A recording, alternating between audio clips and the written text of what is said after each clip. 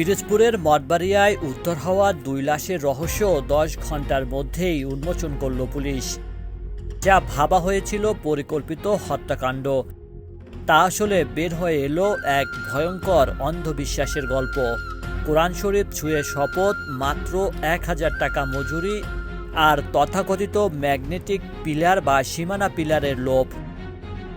মাটির নিচে লুকিয়ে থাকা সেই পিলারের সন্ধান করতে গিয়েই কি জীবন্ত কবর হলো 2 শ্রমিকের, নাকি এর পেছনে রয়েছে অন্য কোনো হোতা?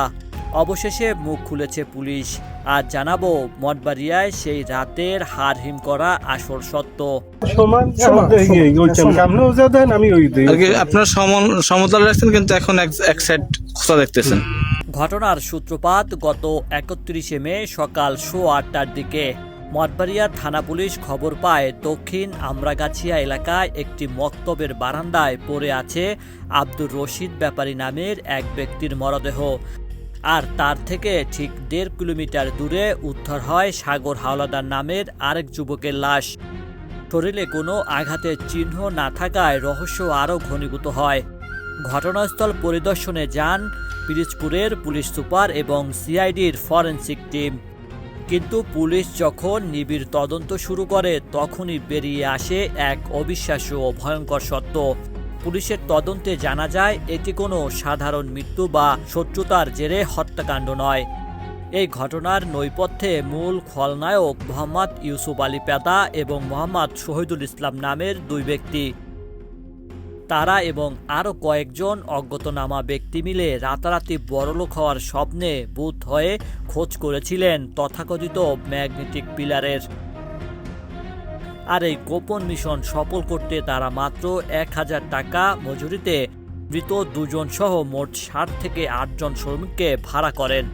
মিশন যেন ফাঁস না হয়, সেজন্য কাজ শুরুর আগেই সেই শ্রমিকদের কোরআন শরীফ ছুঁয়ে কঠোর শপথ করানো হয়, যেন তারা এই বিষয়ে কাউকে একটি অক্ষরও না জানান।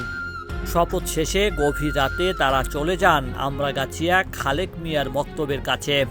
সত্তার হাওলাদারের নতুন তৈরি করা একটি পুকুরের ভেতর পিলারের খোঁজে শ্রমিকরা যখন গভীর গর্ত খুঁড়ছিলেন, ঠিক তখনই ঘটে সেই ভয়াবহ দুর্ঘটনা।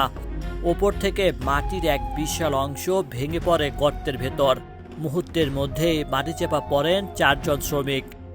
এদের মধ্যে ভাগ্যক্রমে 2 জনের শরীরের অংশ মাটির বাইরে থাকায় তারা বেঁচে গেলেও বাকি 2 শ্রমিক অর্থাৎ আব্দুর রশিদ এবং সাগর হাওলাদারের পুরো শরীর মাটির তলায় চাপা পড়ে যায় এবং দম আটকে ঘটনাস্থলেই তারা মারা যান।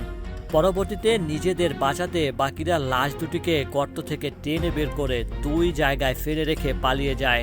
তবে অপরাধ করে পার পায়নি হোতারা। মঠবাড়িয়া থানা পুলিশের নিরলস প্রচেষ্টায় মাত্র 10 ঘন্টারও কম সময়ে এই ক্লুলেস ঘটনার রহস্য উন্মোচন করা হয়েছে। এই ঘটনায় ইতিমধ্যে এজাহার নামীয় 2 জন অজ্ঞাতনামা আরও 4 থেকে 5 জনকে আসামি করে মঠবাড়িয়া থানায় 1860 সালের দণ্ডবিধি 304-এর ধারায় একটি মামলা দায়ের করা হয়েছে। জড়িত আসামিদের গ্রেপ্তার করতে পুলিশের চিরুনি অভিযান চলছে।